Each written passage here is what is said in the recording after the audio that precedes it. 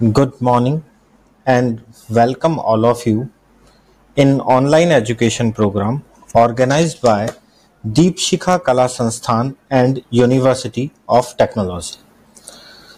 Today we are going to discuss a new topic of financial management, which is dividend policy. Dividend policy, first of all we discuss what is dividend. The meaning of dividend. Dividend क्या है? Word of dividend is from Latin word dividendum, which means that which is to be divided. जो divided किया जा सकता है वो dividend है. In other words, we can say dividend is that part of net profit which is paid in cash by the company to its shareholders after exclusion of the retained profit. एक company अपने share holders को अपने net profit में से अपना profit जो required है उसको रिटेन करने के बाद जो अपने शेयर होल्डर्स को पे करती है, दैट इज कॉल्ड डिविडेंड. एक और इसकी डेफिनेशन है, a dividend may defined as divisible profit which are distributed among the members of company in proportion to their shares in a manner as it prescribed by law.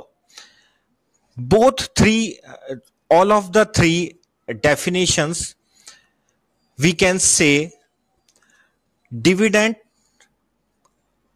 एक company के net profit का में से बचा हुआ वो part है जो कंपनी अपने शेयर होल्डर्स को दे सकती है. After the definition of dividend, we discuss dividend can be declared by a company unless there is. एक कंपनी अपना डिविडेंड तभी दे सकती है जबकि ये सारी चीजें कंप्लीट हो. First of all, sufficient profit in the company. एक कंपनी के पास यदि सफिशिएंट प्रॉफिट है तभी कंपनी डिविडेंड प्रोवाइड करवा सकती है. The next is recommendation of the board of directors. Company अपने बोर्ड ऑफ डायरेक्टर्स की रिकमेंडेशन के बाद ही डिविडेंड डिस्ट्रीब्यूट कर सकती है. And acceptance of the share holders in the annual general meeting. Company को डिविडेंड देने से पहले अपने जो शेयर होल्डर्स हैं उनकी एक्सेप्टेंस लेना भी बहुत जरूरी है. इन एनुअल जनरल मीटिंग, जो कि कंपनी की एनुअल जनरल मीटिंग होती है, उसमें कंपनी द्वारा अपने शेयर होल्डर से डिविडेंड के लिए एक्सेप्टेंस ली जाती है. Dividend is a distribution to share holders out of profit और reserve available for this purpose. जो डिविडेंड डिस्ट्रीब्यूट किया जाता है शेयर होल्डर्स को, वो कंपनी अपने प्रॉफिट्स में से या कंपनी के पास जो रिजर्व अवेलेबल हैं उसमें से करती है. After the discussion of meaning of dividend, we discuss dividend policy and decisions. एक कंपनी को जो डिविडेंड देना होता है अपने शेयर होल्डर्स को, उसके लिए कंपनी के मैनेजमेंट द्वारा डिविडेंड पॉलिसी बनाई जाती है, कुछ डिविडेंड डिसीजंस लिए जाते हैं. What is dividend policy? Dividend decision और dividend policy is the determination of the percentage of earning to be paid by the company in cash to its shareholders as dividend and the percentage of earnings to be retained by it for financing its long term growth.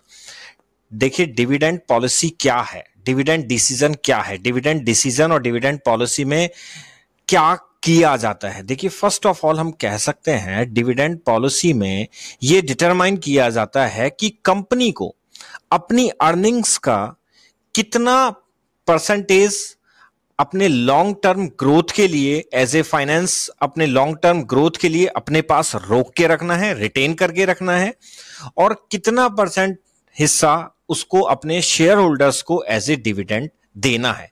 ये सारी चीजें आती हैं dividend policy के अंदर. It should be noted, यहां पर यह ध्यान रखना है आपको, that dividend policy and decision relate only to equity share capital. The payment of preference share dividend is not considered part of a company dividend policy. ध्यान रखिएगा यहां पर कि जो डिविडेंड पॉलिसी बनाई जाती है वो सिर्फ इक्विटी शेयर होल्डर्स के लिए ही बनाई जाती है। प्रेफरेंस शेयर होल्डर्स के लिए डिविडेंड पॉलिसी नहीं बनाई जाती है। क्यों नहीं बनाई जाती है, आगे देखते हैं।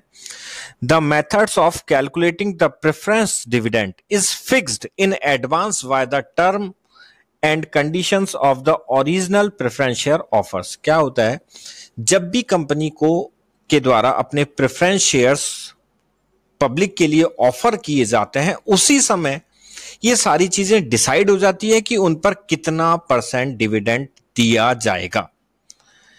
फॉर एग्जाम्पल देखिएगा, आपने कहीं भी प्रेफरेंस शेयर्स जब लिखते हैं या बुक्स में या क्वेश्चंस में आप पढ़ते हैं तो उनके साथ एक परसेंटेज जुड़ी हुई होती है, 9% प्रेफरेंस शेयर्स। दैट मींस कि इन प्रेफरेंस शेयर्स पर 9% डिविडेंड दिया जाएगा। ये प्रीफिक्स है, ये at the time of offer he decide हो जाता है कि कितना % डिविडेंड प्रेफरेंस शेयर होल्डर्स को दिया जाना है। After the dividend policy, essential of a sound dividend policy. क्या जरूरतें हैं एक अच्छी डिविडेंड पॉलिसी की? यदि आपको साउंड डिविडेंड पॉलिसी बनानी है तो उसके लिए क्या क्या एसेंशियल्स हैं, देखते हैं। Sound dividend policy is a long term policy that aims in maximization of shareholder wealth। जो डिविडेंड पॉलिसी है, एक साउंड डिविडेंड पॉलिसी है, उसका एकमात्र एम है कि अपने शेयर होल्डर्स के हितों का ध्यान में रखना। लॉन्ग टर्म के लिए बनाई जाती है, लॉन्ग टर्म पॉलिसी है, तो बहुत सारी चीजों को ध्यान में रखकर ही बनाई जाती है ये पॉलिसी, डिविडेंड पॉलिसी। इसमें क्या क्या चीजें जरूरी हैं देखते हैं, डिस्कस करते हैं। Distribution of dividend in cash. First of all, सबसे पहली जरूरत जो है डिविडेंड की वो ये है कि डिविडेंड जो शेयर होल्डर्स को दिया जाना है वो कैश में दिया जाए। कह सकते हैं हम इसमें, a dividend policy is good only when dividends are paid in cash. एक अच्छी डिविडेंड पॉलिसी तभी है जबकि डिविडेंड कैश में दिया जाए। Dividend paid in property or bonus is not considered good। यदि बॉन्ड्स में डिविडेंड दिया जाता है वो सही नहीं माना जाता है according to Indian company act. Next essential क्या है डिविडेंड पॉलिसी के लिए, एक अच्छी डिविडेंड पॉलिसी के लिए? Initially lower dividend. देखिए यहां पर इनिशियल लोअर डिविडेंड से मतलब है कि यदि कोई नई कंपनी है, जो नया स्टार्टअप है, वहां पर आपको अपना डिविडेंड कम ही रखना होता है, एक लोअर लेवल पर रखना होता है। In the beginning a company should declare dividend at a low rate so that the profit is available as a source of internal financing. क्योंकि स्टार्टिंग में, शुरुआत में कंपनी को अपनी इंटरनल फाइनेंसिंग को स्ट्रांग बनाने के लिए अमाउंट की रिक्वायरमेंट होती है, पैसों की जरूरत होती है। तो इनिशियल स्टेज पर हम क्या करते हैं कि डिविडेंड कम देते हैं और हमारे पास प्रॉफिट रिटेन करके ज्यादा रखते हैं। Initially lower dividend is also helpful in development and expansion of the company. और यही रोका गया प्रॉफिट, यही रिटेन किया हुआ प्रॉफिट फ्यूचर में कंपनी को अपने डेवलपमेंट और एक्सपेंशन के लिए काम में आता है। Next, gradual increase in dividend. धीरे धीरे हम इस डिविडेंड को इंक्रीज कर सकते हैं।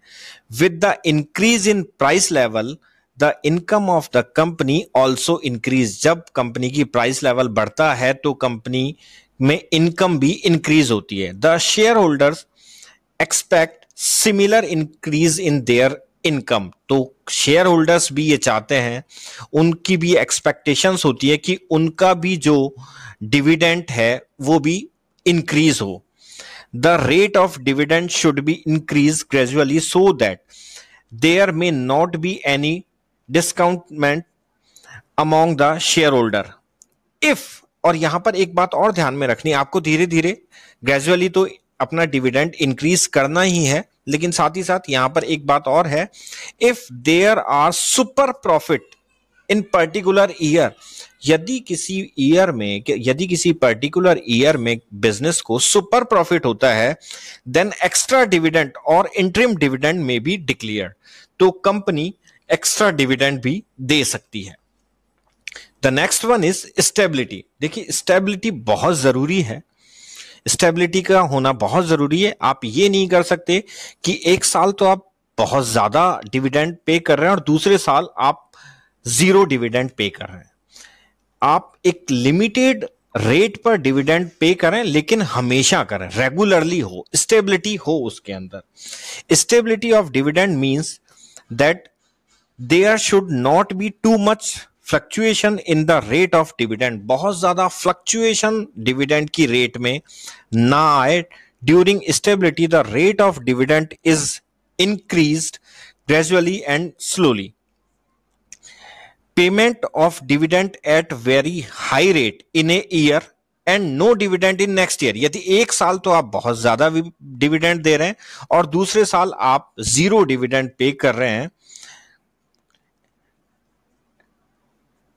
इन high speculation in share of company, तो कंपनी की रेपुटेशन पर बहुत इफेक्ट होता है इसका। तो यहां पर जरूरी है डिविडेंड पॉलिसी में, एक साउंड डिविडेंड पॉलिसी में इस बात का ध्यान रखा जाना बहुत जरूरी है कि जो भी डिविडेंड पॉलिसी है, जो भी डिविडेंड रेट है, उसमें स्टेबिलिटी रहे। The next one is dividend out of earn profit. देखिए ये हम पहले से डिस्कस करते हुए आ रहे हैं कि जो डिविडेंड दिया जाता है वो अर्न प्रॉफिट में से ही दिया जाता है। Dividend should be declared out of earn profit. जो भी कंपनी डिविडेंड पे करेगी वो कंपनी अपने करंट ईयर के प्रॉफिट में से करेगी।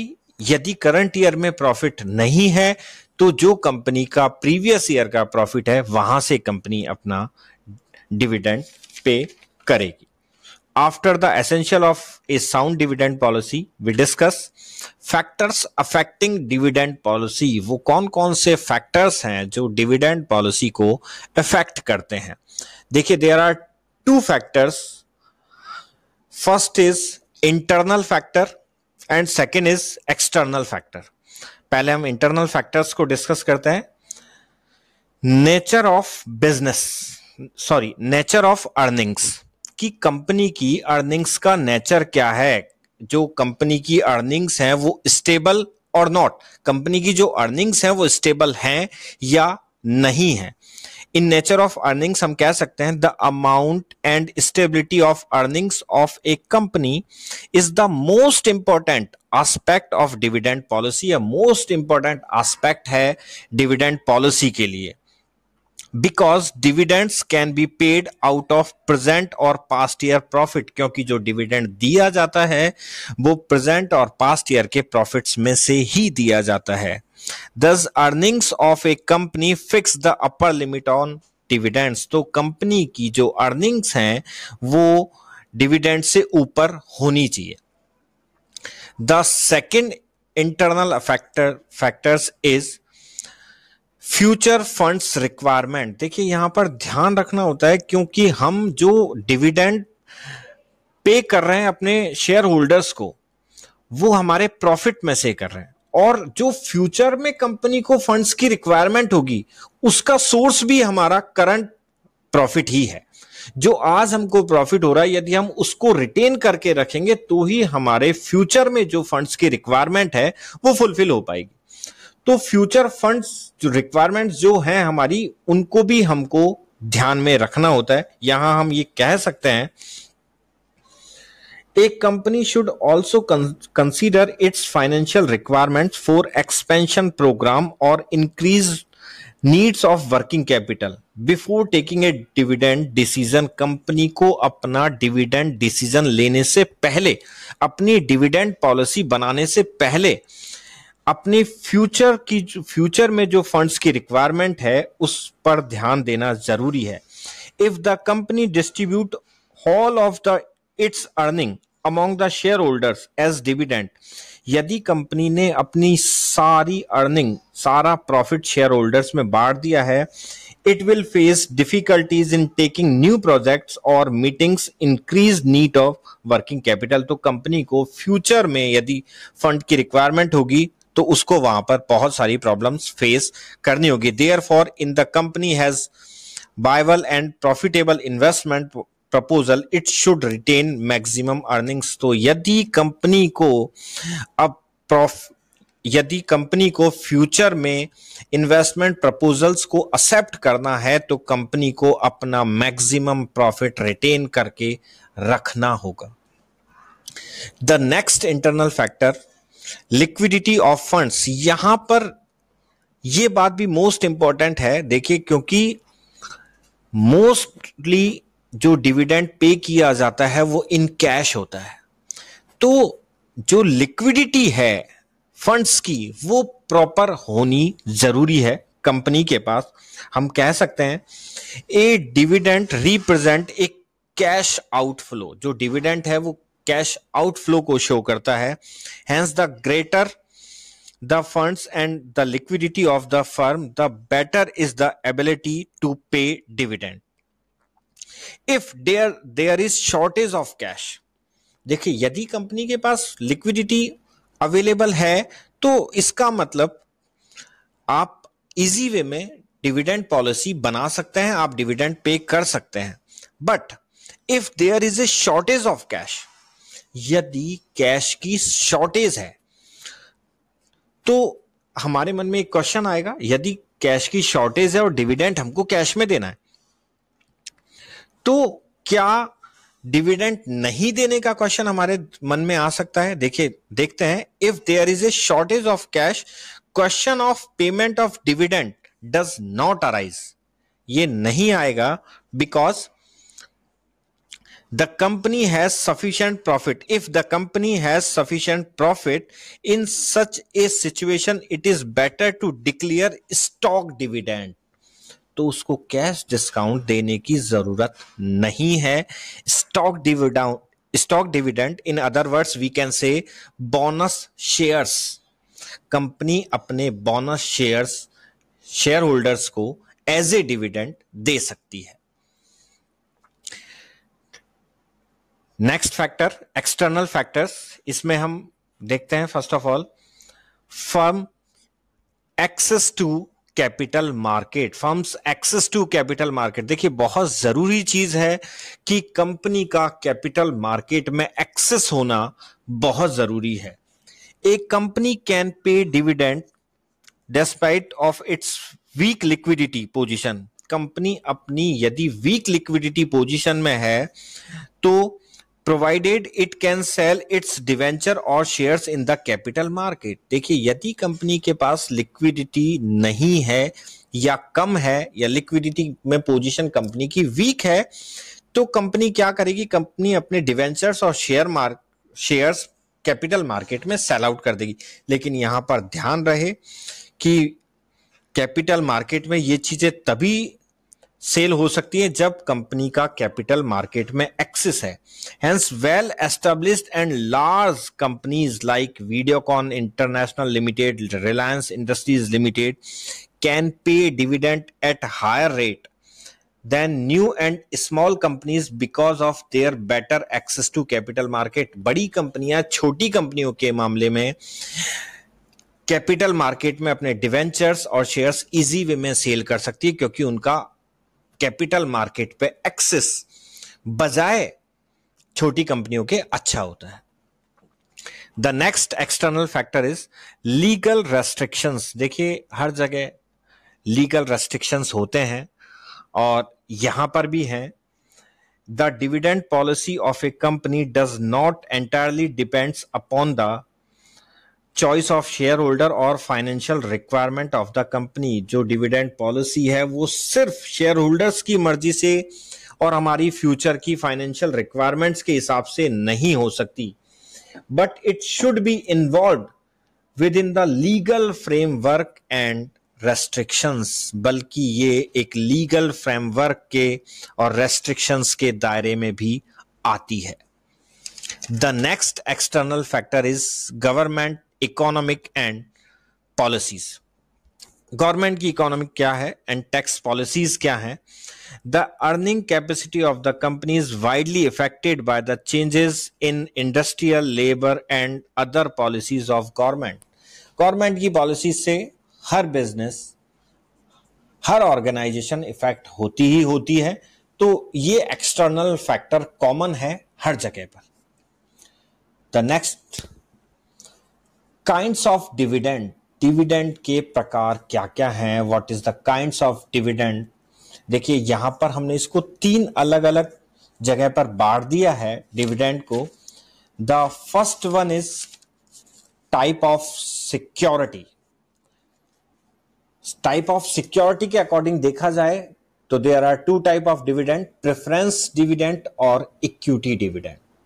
यदि टाइमिंग के अकॉर्डिंग डिविडेंड्स को देखा जाए तो there are also 2 type of dividend, interim dividend और regular dividend. After the timing of dividend, medium of payment. यदि मीडियम ऑफ पेमेंट के अकॉर्डिंग बांटा जाए तो there are 3 type of dividend, cash dividend, stock dividend और bond dividend. First of all we discuss at the base of type of security. तो first one is preference dividend. ये हम previous भी अभी हमने डिस्कस किया था कि प्रेफरेंस शेयर होल्डर्स का प्रेफरेंस होता है डिविडेंड पाने के लिए. Preference dividend is paid on preference shares. ये प्रेफरेंस शेयर्स पर दिया जाता है. It is paid at fixed rate जो कि प्री डिसाइडेड होती है, which is mentioned at the time of issue of preference shares, जो कि पहले से ही डिसाइड कर दी जाती है कि कितना % डिविडेंड इनको दिया जाएगा. ये फिक्स रेट होती है. This dividend is paid before the payment of equity dividend. ये यहां पर ध्यान रहे कि इक्विटी डिविडेंड देने से पहले प्रेफरेंस डिविडेंड दिया जाता है. That means we can say preference share holders को इक्विटी शेयर होल्डर्स से पहले डिविडेंड रिसीव होता है. द डिसीजन टू पे और नॉट टू पे. यहां पर यह भी ध्यान में रखने वाली बात है. द डिसीजन टू पे और नॉट टू पे preference dividend is taken by the board of directors. ये डिसीजन बोर्ड ऑफ डायरेक्टर्स ले सकते हैं कि डिविडेंड देना है या नहीं देना है. But the board of directors have no freedom to choice to reduce the rate of preference dividend. लेकिन देना है या नहीं देना है ये डिसीजन लिया जा सकता है बोर्ड ऑफ डायरेक्टर्स के द्वारा, लेकिन उनको इस बात की छूट नहीं है, इस बात का फ्रीडम नहीं है कि वो प्रेफरेंस डिविडेंड की रेट को रिड्यूस कर सकें, कम या ज्यादा कर सकें. Next, equity dividend.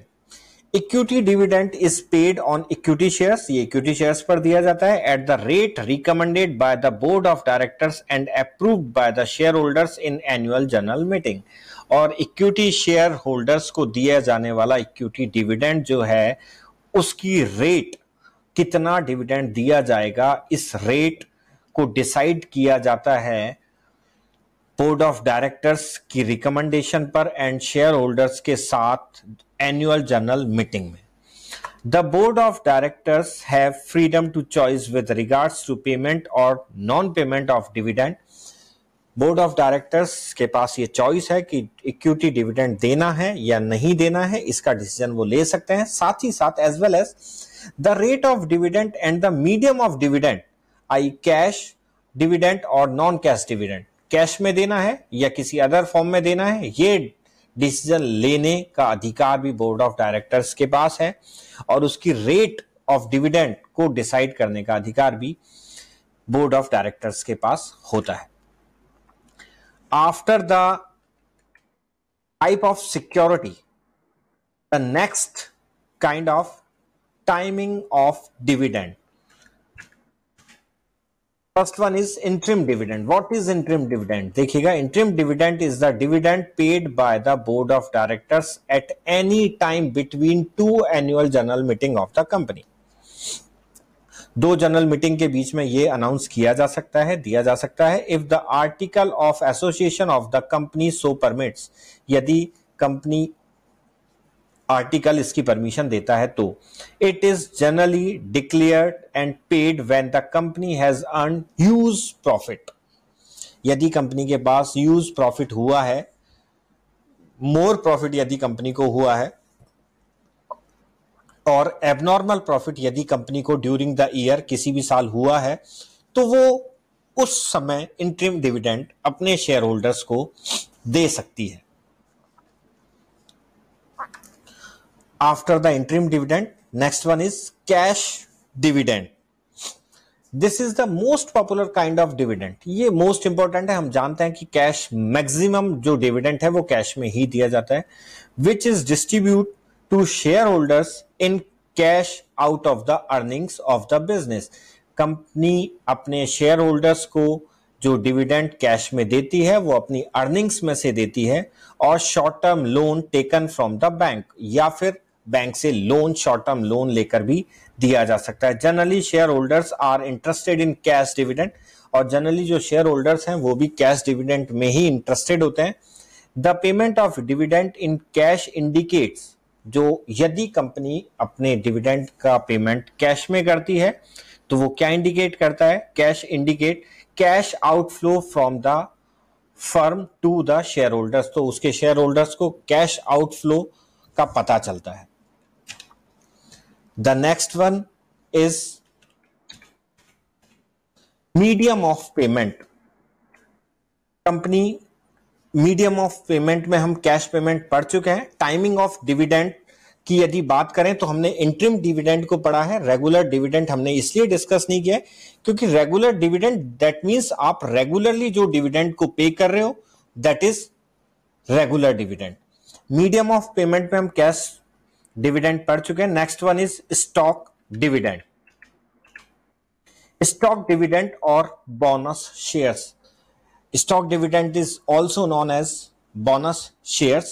Sometime a company cannot pay dividend in cash. कभी कभी क्या होता है कि कंपनी जो डिविडेंड है वो कैश में देने में सक्षम नहीं होती है या नहीं दे पाती है, because the shortage of liquid funds, just because of shortage of liquidity. यदि कंपनी के पास लिक्विडिटी की शॉर्टेज है तो कंपनी अपने डिविडेंड को कैश में पे नहीं कर सकती है।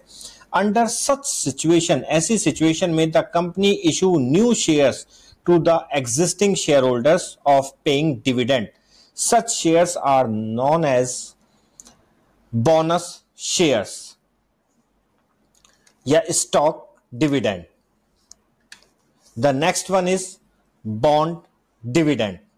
What is bond dividend? Bond dividend is the dividend paid by a company to its shareholders in the form of bonds of other companies। देखिए यहां बॉन्ड डिविडेंड में क्या है कि कभी कभी कंपनी अपने जो शेयर होल्डर्स हैं उनको डिविडेंड पे करने के लिए बॉन्ड्स प्रोवाइड करवाती है अदर कंपनीज के।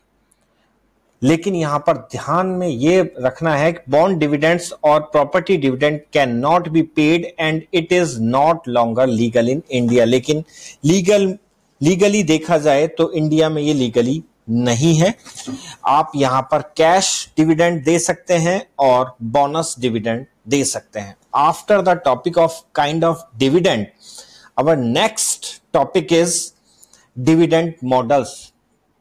ये न्यूमेरिकल पॉइंट है, न्यूमेरिकल टॉपिक है। यहां से आपके न्यूमेरिकल स्टार्ट होते हैं डिविडेंड के। There are 3 models in dividend. First one is Walter model, second one is Gordon model और third one is Miller model. ये मैंने आपको आज इसलिए बताया है कि जो हमारी नेक्स्ट क्लास है वहां पर आप ध्यान रखें कि 3 मॉडल्स हैं डिविडेंड को कैलकुलेट करने के, वॉल्टर मॉडल, गॉर्डन मॉडल और मिलर मॉडल, जो हम हमारी नेक्स्ट क्लास में डिस्कस करेंगे। तब तक के लिए थैंक यू सो मच।